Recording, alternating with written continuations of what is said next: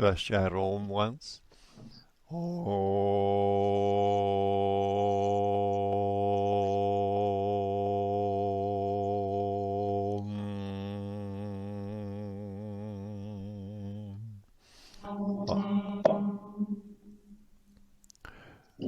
Today I want to talk a little bit about the Kriya Yoga principles and practices. Really, I want to explain the essence of Kriya Yoga practice.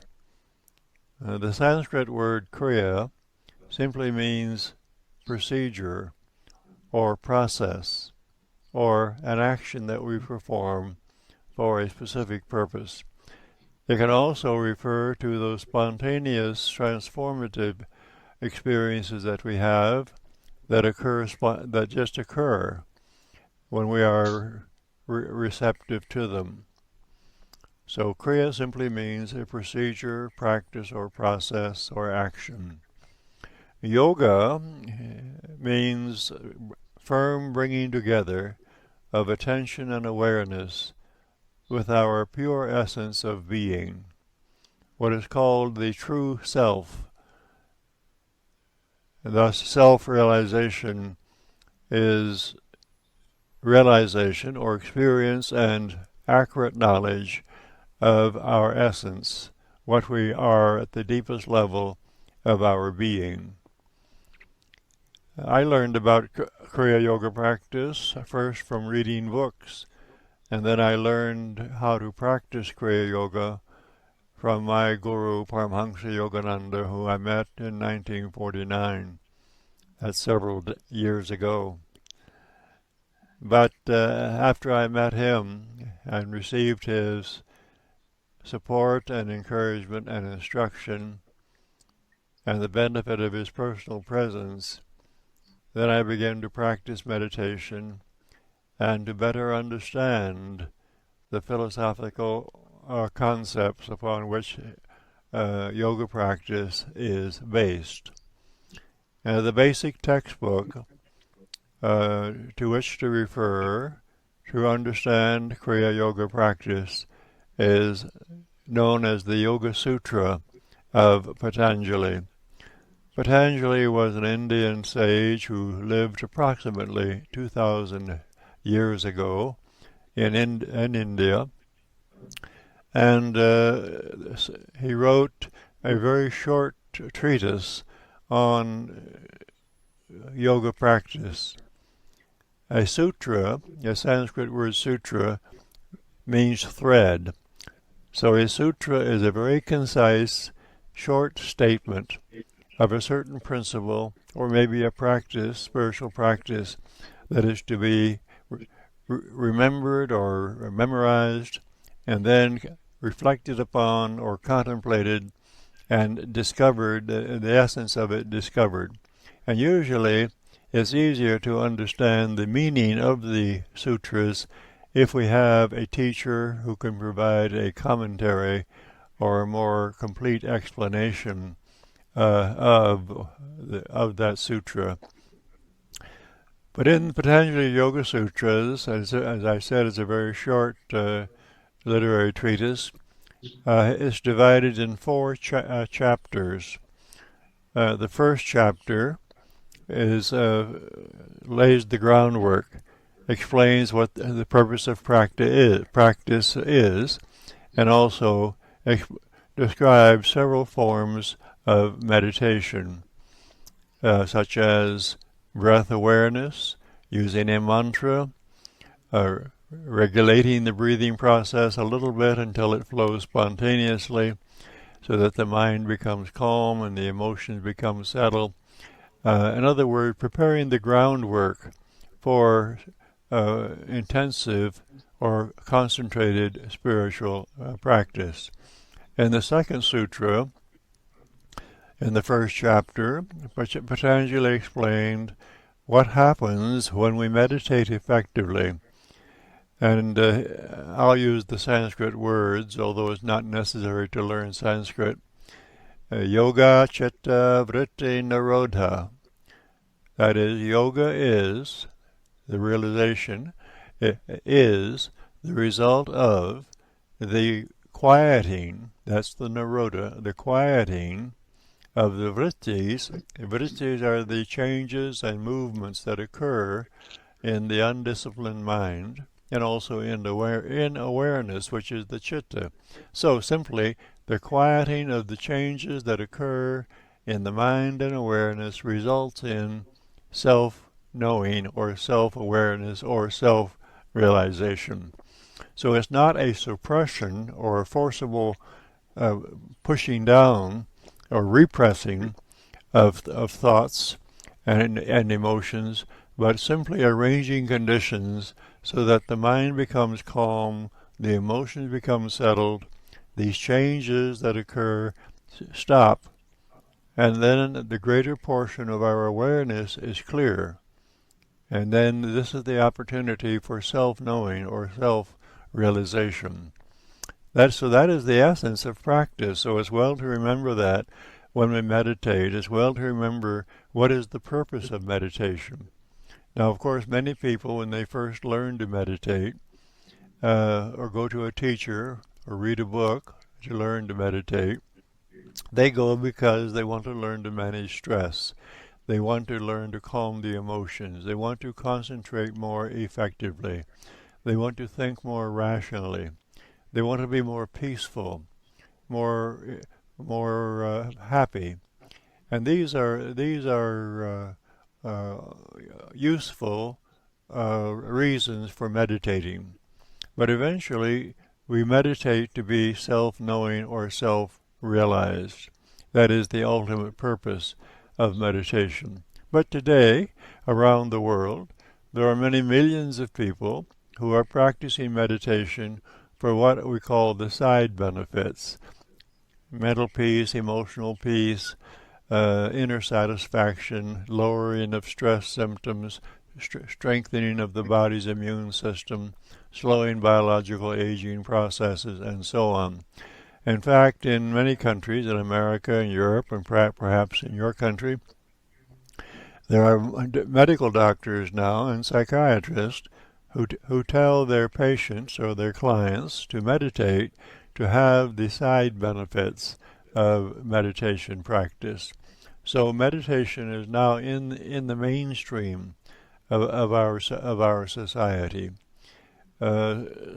65 or 70 years ago, when I was beginning my studies, meditation was not widely known, except in religious circles, among religious people, but it was not widely known. But today it is very widely known, and this is because more people are becoming sufficiently insightful and intelligent and interested in understanding how to calm the mind and be more self-actualized, or that is to bring forth their innate spiritual qualities. So in the first chapter, Patanjali prepares the groundwork for later spiritual practice. He mentions also that one of the successful ways to practice meditation is to contemplate on what is called Om, or the vibration of cosmic power. Simply imagine it as being all around and through everything. Imagine identifying with it. Then imagine the source of that sound, which is the expressive field of ultimate reality, and then aspire to experience that source, and then even go beyond that to what is called the absolute or the pure, transcendent realization.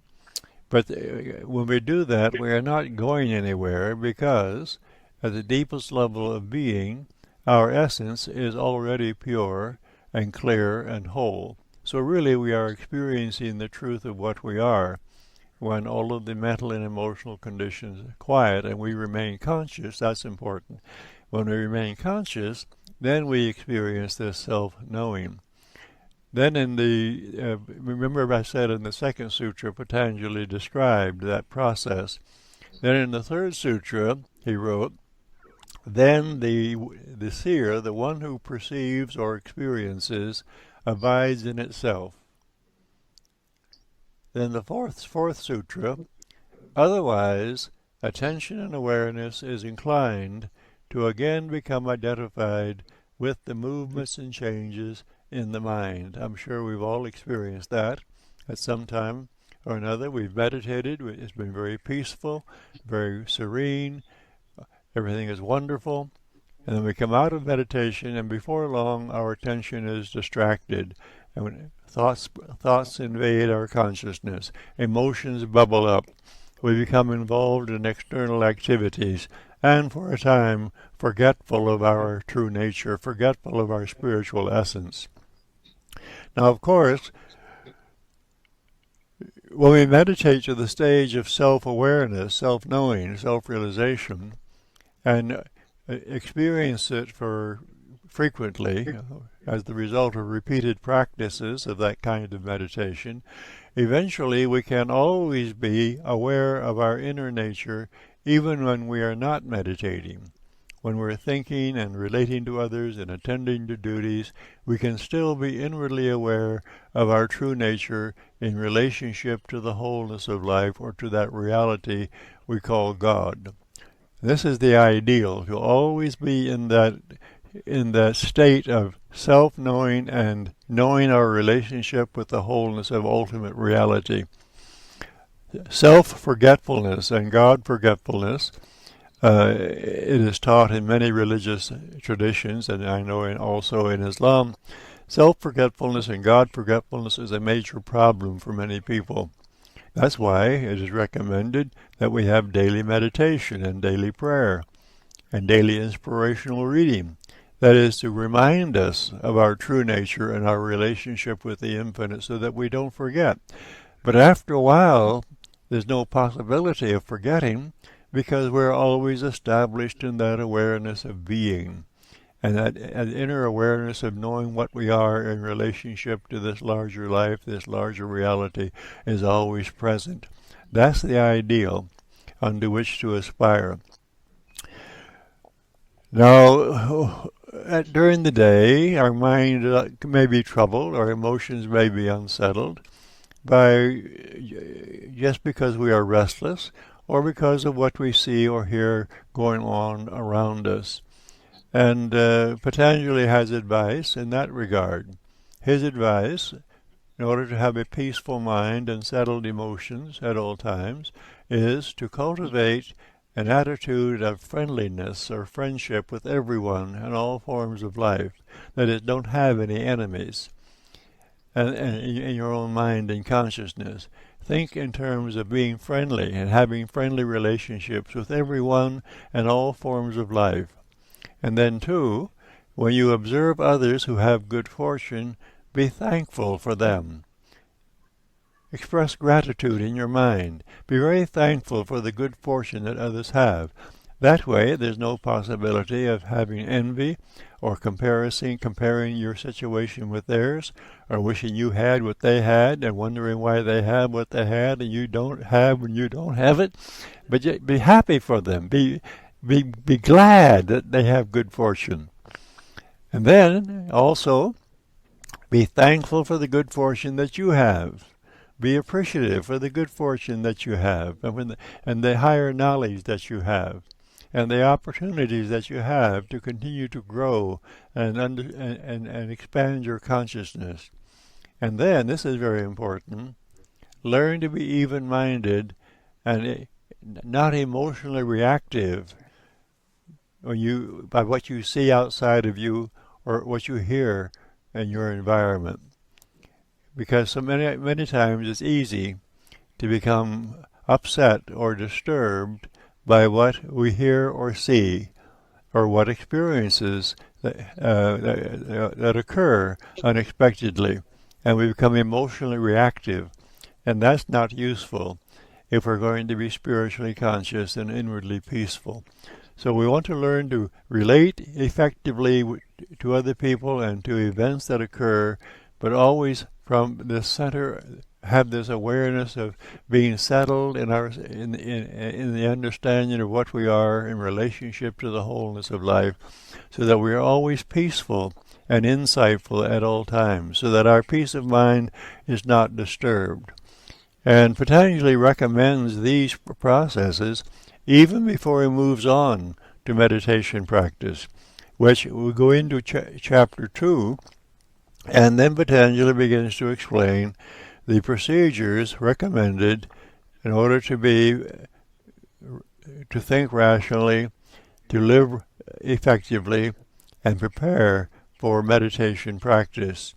And Patanjali explains that Kriya Yoga practice includes constructive self-discipline, constructive thinking and behavior, also self-inquiry, what is my true nature, using the intellect to discern what is true, and using meditation to experience what is true, and 3, to see through and rise above this mistaken sense of self-identity. If you ask most people the question, who are you, or what are you, they'll say, look, this is what I am. I am this body. I am this personality. Perhaps I include this mind, but this is what I am. And I'm the son or the daughter of so-and-so, and this is my ethnic background, and this is my political affiliation, and so forth. But that is not what we are. Those are only outer conditions. What we are is pure spirit, as an individualized unit of this ultimate reality, of the pure essence of the ultimate reality. So, but we have this mistaken idea that I am this personality and the characteristics of this personality. And we learn this when we grow up. Most people we associate with are in what we call the human condition. They identify as human beings. And then we are taught as we grow up to relate to them, to believe as they believe, to act as they act. And so it's not that there's some malicious force that causes us to be like this. It is simply that we grow up and adapt to our environment, and we grow up like everyone else until we become thoughtful and begin to wonder about what life is all about, and who am I and what am I, and so forth. Then we can begin to inquire and find out what we are. So this is important. Patanjali says this is Kriya Yoga practice. This is the right constructive action that clears consciousness or awareness and allows self-realization to be experienced. And then Patanjali explains that we practice these things to weaken and remove afflictions and to cultivate self-realization. Afflictions, the term used, means any condition in our psyche, in our mind and psychological makeup, any condition that interferes with rational thinking and clear understanding of what we are, our true nature. It may be doubt, it may be confusion, it may be restlessness, it may be wrong beliefs that we've accepted as being true when they are not.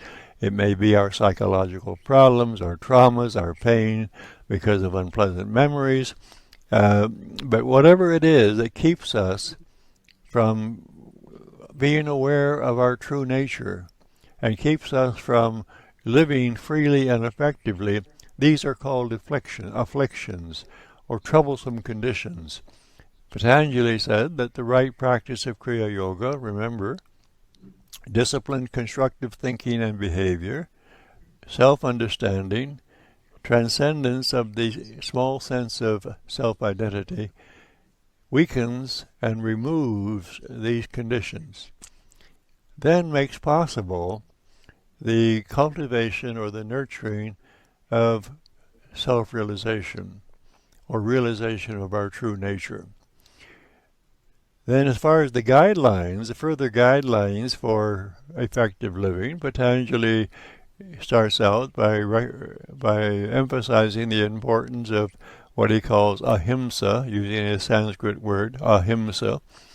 In Sanskrit, the word himsa means doing harm or causing pain or difficulty, and the word means not. So ahimsa is not causing pain, not causing harm, not hurting anyone or any aspect of life or ourselves. So we live without intentionally causing discomfort or pain to anyone, and including ourselves. Then we are honest. We are, in other words, ethical. We are honest. We are truthful. We're not greedy. And we don't dissipate or waste our vital forces with activities that drain our vitality, distract our attention, confuse the mind, weaken our immune system, waste our time. We avoid those activities. I remember Paramahansa Yogananda saying in public gatherings and privately, he would say, we can quicken or speed up our spiritual awakening by focusing on important matters and ignoring matters that are not important. Just like when you want to accomplish something in everyday life. You have a project, or it can be a business project or a project at home or a personal project. The easiest way to accomplish it is to do what will make it possible and avoid what is not necessary to do. So likewise on the spiritual path. If we focus on what is useful and avoid what is not useful, we're going to make faster progress. And Patanjali elsewhere mentions that spiritual progress occurs either very slow, faster, or very fast in relationship to the intensiveness or the concentration of practice, not the forcefulness, but the concentration. Concentrated right endeavor results in faster progress or more success in any endeavor. Then we move on to the more specific guidelines recommended in the Yoga Sutra, and one is to cultivate soul contentment or inner contentment at all times. We can learn to do this even before we are spiritually conscious or spiritually enlightened. We can use our common sense and understand that it's much better for us to be inwardly peaceful in all situations and to be observant and wisely responsive to situations rather than controlled by our emotions and our irrational thinking. So, learn to be inwardly soul contented, peaceful, at the deepest level of being, at all times, in all situations. Then 2 refers to cleanliness, meaning not only personal hygiene, but also clean environment, and pure thinking and pure motives. And then, from there, he recommends in the Yoga Sutra meditation practice, and meditation practice has, according to his description, 8 limbs or 8 parts to it. One is posture. Meditation posture best is upright, relaxed, poised. And if one wants to sit cross-legged and feels comfortable in that position, it's perfectly all right. But for many people who are not comfortable sitting with the legs crossed for a long period of time, sitting in a chair is all right. Any upright, comfortable posture is suitable for meditation practice. So that posture. Then, the second is what he calls pranayama, or balanced, smooth flow of life force in the body, sometimes nurtured by regulating breathing. Perhaps some of you know, you've been taught by Sabia how to do alternate nostril breathing to help relax the body and to harmonize the brain activities, and that can result in clarification of awareness and deep physical relaxation. Also in our Kriya yoga tradition that I learned from Paramahansa Yogananda, we teach a more advanced pranayama called Kriya pranayama, during which we move prana or life force through the spinal pathway when we breathe in and let it flow down when we breathe out. Or a modified version of that can be practiced where you do it very gently and feel a pleasant surge or a pleasant flow of current going up through the spine, up into the higher brain when you breathe in, and then that soothing warmth going down. Those are pranayamas. The word pranayama is from a Sanskrit, really from two Sanskrit words, prana and ayama. When we have a Sanskrit word, it is a compound word, but is made of two words, if the first word ends in A and the second word begins in A, one A is silent. So it is not pranayama, it's pran, which implies life force, and ayama, not controlled. That is not suppressed. It is the result of, now in the beginning we may regulate the breathing to nurture pranayama, but it can also flow spontaneously. For instance, if you sit and meditate, and you're an experienced meditator especially, shortly after you sit, and you're very peaceful, perhaps you have your prayer or invocation, and then you just experience that you are flowing into meditation easily without using any form or technique or a procedure. It just happens spontaneously. Well, that is a spontaneous pranayama, or spontaneous free-flowing of life force in your body that is occurring. So there is posture, there is pranayama, there is internalization of attention.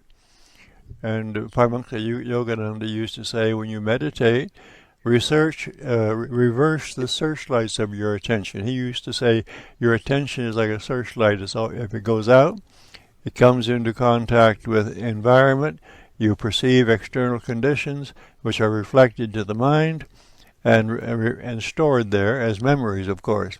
But when you meditate, you purposely reverse that flow or beam of attention, take it out from the outside to the inside. Just bring it inside. He recommended bringing it inside to the spine because you can feel that. Then imagine that the attention is coming up the spine, up into the front part of the brain and the higher brain. In studies on meditation practice or the results of brain activity when a person is meditating, it has been discovered using brain scanning devices, it has been discovered that when a person is meditating effectively, that is, when attention is very serene and clear and focused, that the front part of the brain is involved with those processes. So that's one reason why yogis and mystics of other traditions often recommend when you meditate to put your attention up here. It's not necessary to forcibly roll up the eyes like that, although the eyes may tip up a little bit.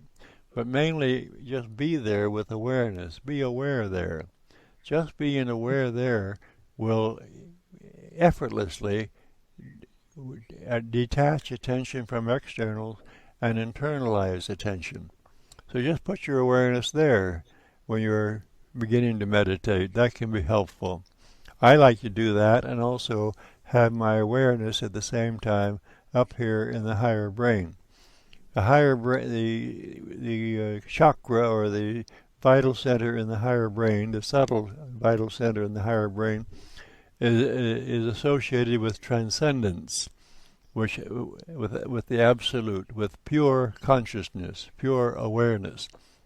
So anyway, reversal of the flow of attention, internalization of attention, and then directing attention to a meditative ideal or object. Perhaps you want to contemplate inner light, if you have perception of light, subtle sound frequency, or pleasant feeling that you consider to be a sense of soul awareness. or contemplate an aspect of ultimate reality as you understand it, and or God as you understand it, or imagine it to be. You turn your attention to that object or that focus of concentration, and when your attention is flowing smoothly without interruption, that is called concentration.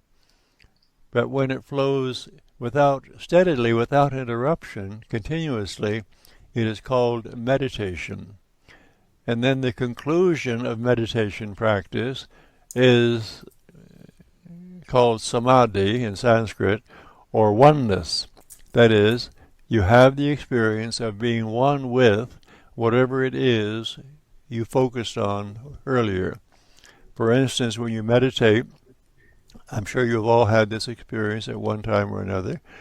There may be an interlude, a little experience when you're meditating, when you are so absorbed in the process that you're not conscious or aware that you are looking at it or trying to identify with it. And only when you come out of that a little bit, you have the memory of, oh, it seemed to me that I was that. It seems to me that I was light or joy or bliss or cosmic vibration or pure existence. That is my memory of that perception. So while you were having it, there was no sense of separation or difference, but only afterwards, when you remember it, then you say, "Oh, for a while I wasn't thinking, I wasn't trying to accomplish anything. I was there. I was one with the object or the focus of meditation." That is called a samadhi. The word samadhi is very defined very much as the word yoga. Remember I said the word yoga means a coming together, holding together of attention and awareness.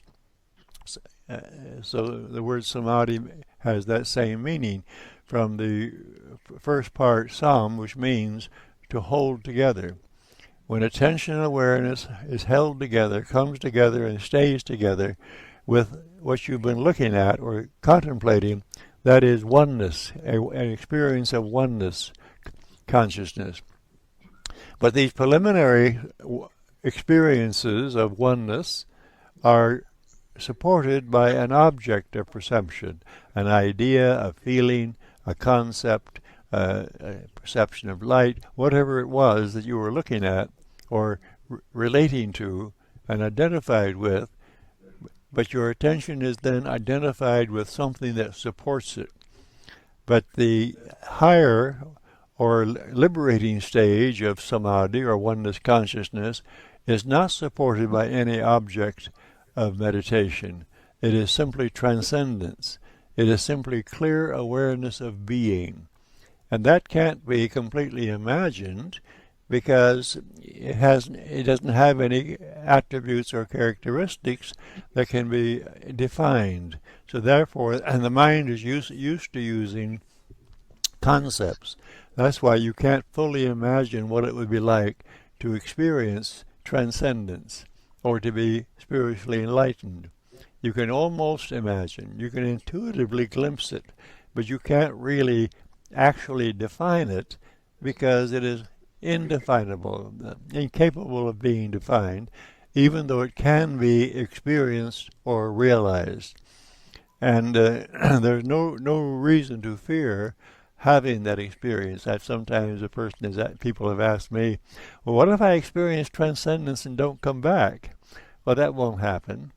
You may experience momentary transcendence or oneness consciousness, but eventually the urges and inclinations from deeper levels of your consciousness that activate thoughts and emotions, they will come into play. They will become influential, and you'll start thinking and feeling in ordinary ways, and you'll come out of that state eventually. So don't be afraid that you're going to get into a mystical state and not come back and embarrass your family or friends, or yourself. Don't be concerned about that. It won't happen. But what will happen when you experience transcendence, when it happens, you will recognize it for what it is, and it will be very familiar to you, because you will recognize it as being your natural state of consciousness, your state of consciousness that is not conflicted or blurred or distorted. It is your pure consciousness, and you will recognize it for what it is when you experience it. And when you experience it, it is liberating. And but then, of course, you come out of that back to your former states of consciousness, and you re-identify with your mental conditionings and your habits and so forth. So eventually, over a period of time, repeated episodes of transcendence, or even repeated episodes of pure states, what we call superconscious states, eventually completely purify the mind. When the mind is completely purified, then there aren't any erroneous or false or flawed ideas or beliefs in the mind. And the purification extends into the deeper layers of the subconscious levels of mind, and pretty soon all of the formerly troublesome subconscious conditions are also neutralized. No longer bothersome. Their influences are neutralized, so that when there aren't any false or erroneous ideas in the mind, or opinions or beliefs, and when there aren't any troublesome subconscious influences or inclinations, then that is what is called liberation of consciousness. That is, consciousness is free from all of those conditions that formerly caused problems. So what is we should aspire to is to be completely spiritually enlightened and fully liberated, because before we are fully liberated, we can have awareness of higher realities, we can have experiences of self-knowing, and degrees of perception of our relationship with ultimate reality or with God. But lurking in the background of the mind, there are still a lot of what we call human conditions and troubled conditions that still exist. But when they're all cleansed from the mind, then our mind is completely clear. Then we are permanently liberated.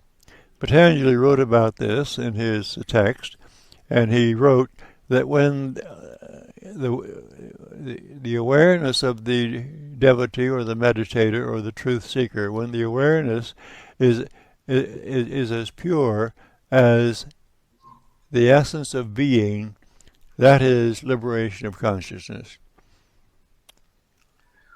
When our awareness is as pure as our essence, that is liberation.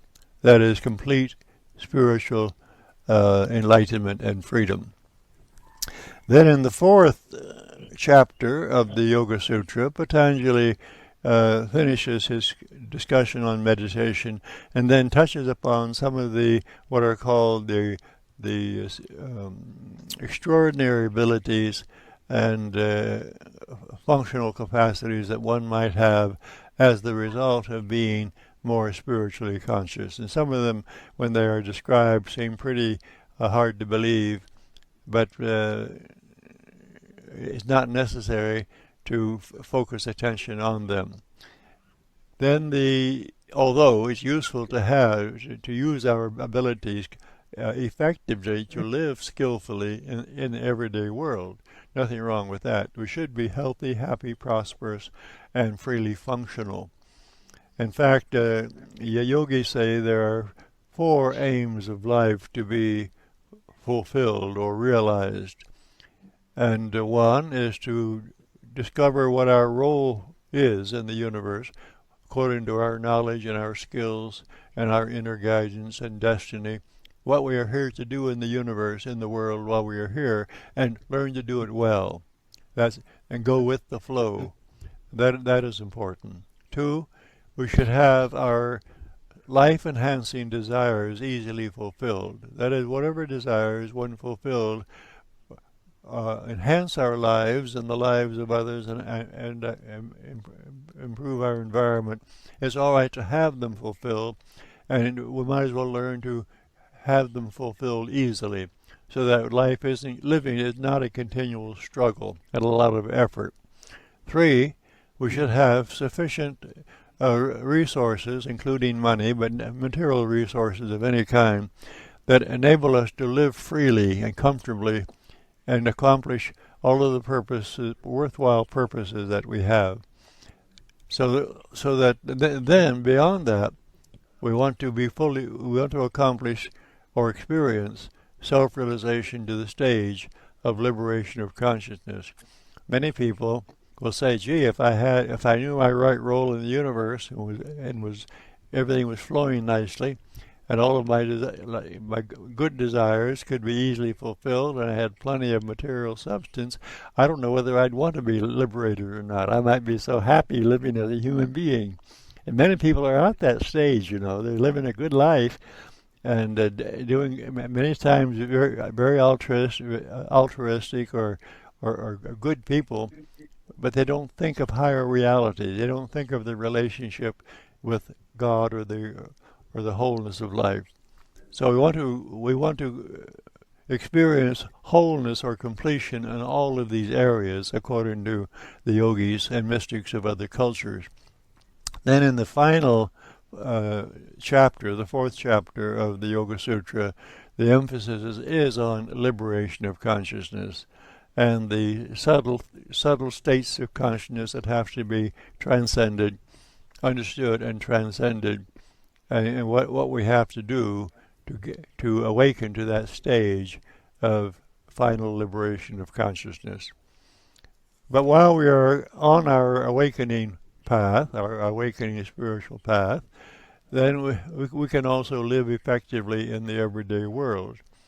We can be good to each other, we can be good to our environment, we can endeavor to raise the consciousness of all people on the planet, and this is very helpful. In fact, I recommend, as many of you already know perhaps I'm sure Sabia has told you, and also perhaps you read in my writings, I recommend that every day when you meditate, just before you conclude your practice, that you pause for a few minutes and turn your attention to the planet. And in your mind's eye, imagine the more than 7 billion people in the world and radiate goodwill to everyone. Don't think that there are some people who are not deserving of goodwill. Everyone needs to be blessed. So radiate goodwill to everyone. Imagine the purity of your essence blending with the collective consciousness of the planet, beneficially influencing every person, all forms of life, and all processes of nature. And do that until you feel good about it, until you feel satisfied and peaceful and whole and happy. And this way you put your positive thoughts and your positive consciousness into the ocean of consciousness, which is shared by everyone in all forms of life, and you make a positive contribution to the well-being of everyone. And you'll feel better for having done it. You'll know when you get to the stage where you feel good about it, you feel inwardly happy, peaceful, then you know that you've done it right. And then during the day, when someone comes into mind, a friend, a family member, regardless of where they are, perhaps someone who has moved on to subtle realms, who've left this world, because there's no separation in the universe, there's only wholeness, there's only oneness. Whenever anyone comes to mind and you're thinking about them, just send them goodwill. Wish for their highest good. Just love and bless them with your intention and with your consciousness and your feeling, and get into the habit of doing that. And you'll find that not only you feel happier, As a result, you're in better psychological health as a result. But you'll find that other people begin to respond favorably to that attitude. And of course, in everyday dealings with people, it's important to be courteous and thoughtful and helpful. Allow others the freedom to be themselves, of course, but at the same time let them know that you care about them in a very friendly, helpful way. So you're living the spiritual life, that's what it is. Living it is important. What we do every day is just as important as our private study and meditation practice. We don't want to separate our spiritual inquiry and study and meditation from our daily life. That's our private time. It's important, it's beneficial, enjoyable, but also it's useful, I think, to consider everything we do as spiritual practice. The work that we do, if it is good work, worthwhile, we can do it well. We are making our contribution to the world, to others, by doing good, effective work. And if the work is not good work, we shouldn't be doing it anyway. But if it's good work, we should do it well, do it skillfully, and be thankful for the opportunity to be able to do it. And by doing things effectively, efficiently, doing them well, we don't do it selfishly, but we do derive benefit because our functional abilities, our creative abilities become more pronounced as a result. Our innate soul qualities become unveiled and elicited or brought forth as the result of conscious, effective, purposeful, wholesome living, constructive living. So some people have, they've said to me, they've written me letters or talked to me in person, and they've said, I'm so busy. I have 2 jobs, and I have a family, and I have a lot of responsibilities and a lot of bills to pay. I don't have much time to concentrate on spiritual matters. And I remind them that if your attitude is right, everything you do is spiritual practice. Interacting with others, doing your work, paying your bills, supporting your community and your country. Everything you do, if it's constructive, is spiritual work. Is spiritual practice. So looking at it that way, we're always engaged in effective spiritual practice. Everything we do then is of value and is beneficial, not only to others but to ourselves. So it's useful to think in terms of whatever we think and do being of benefit to other people and to all of the processes of life. Well, I see our time for today is just about concluded. And as always, it's been very enjoyable. I appreciate this opportunity to spend time with you in this way. And I think of you often. We're seemingly separated by miles, but I stay in touch with you. Sevilla and I stay in touch by email, and we have this opportunity here to interact. And I think about you wherever you are every day. I recall my Paramahansa Yogananda used to tell me and other disciples, he used to say, I go through your souls every day. Meaning he would, at some time during every day, he would think about us and send us his goodwill and his share his spiritual consciousness. I don't really go through your souls every day. I can't invade your mind, and I don't know what you're thinking and feeling or what you're doing, so don't get nervous. But I think about you, and when I radiate goodwill to everyone, I think about your region of the world, and I think about Sevilla and this group of devotees. So every day I want you to know that I care about you and think about you. So until next time, God bless and namaste. you so much. That was